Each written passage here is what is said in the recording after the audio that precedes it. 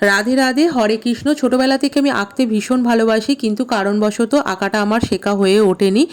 কিন্তু ওই যে আঁকতে ভালোবাসি তাই পেন্সিল তুলি নিয়ে মাঝে মাঝে কিছু না কিছু করতে বসে যাই।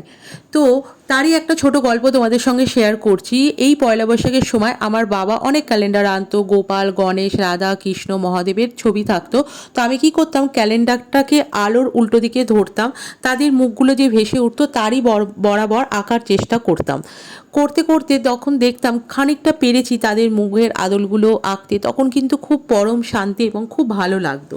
তো ওরকমই মাঝে মাঝে হয়তো এরকম আঁকতে বসে যেতাম। তো আঁকাটা আমার করলে ভীষণ মন ভালো হয়ে যায়, তো তার জন্যই হয়তো এখন আমি মেকআপ আর্টিস্ট। তোমরা লক্ষ্য করবে যে আমি যখন ব্রাইডাল ওয়ার্ক করি, আমার প্রত্যেকটা মানে ব্রাইডের কলকাগুলো কিন্তু আলাদা থাকে। মানে আমার মনে হয় যেন একই মানে ছাপে যেন প্রত্যেকের কপালে না হয়, একটু ডিফারেন্ট হয়। এখানে আমি একটা রাধাকৃষ্ণের ব্যাকগ্রাউন্ড করেছি, আর রাধাকৃষ্ণের যে মেকআপ তোমরা দেখতে পাচ্ছ বা অঙ্গরাগ যেটাকে বলে, সেটা কিন্তু আমি নিজেই করে থাকি। তো কেমন হয়েছে জানিও, চেষ্টা করেছি একটা ছোট্ট প্রচেষ্টা মাত্র, কারণ আমি আঁকা শিখিনি। ওই ক্যালেন্ডারের উল্টো দিকে যে সাদা কাগজে যে আমি আঁকতাম, ওইভাবেই আঁকতে আঁকতে কিন্তু আমি আঁকাটা ওইভাবেই শিখেছি। তো এই ছোট্ট স্টোরিটা তোমাদের সঙ্গে শেয়ার করে খুব ভালো লাগলো। রাধাকৃষ্ণের শ্বাস তোমাদের কেমন লাগে ভিডিওটা শেষ করার আগে বলো রাধে রাধে।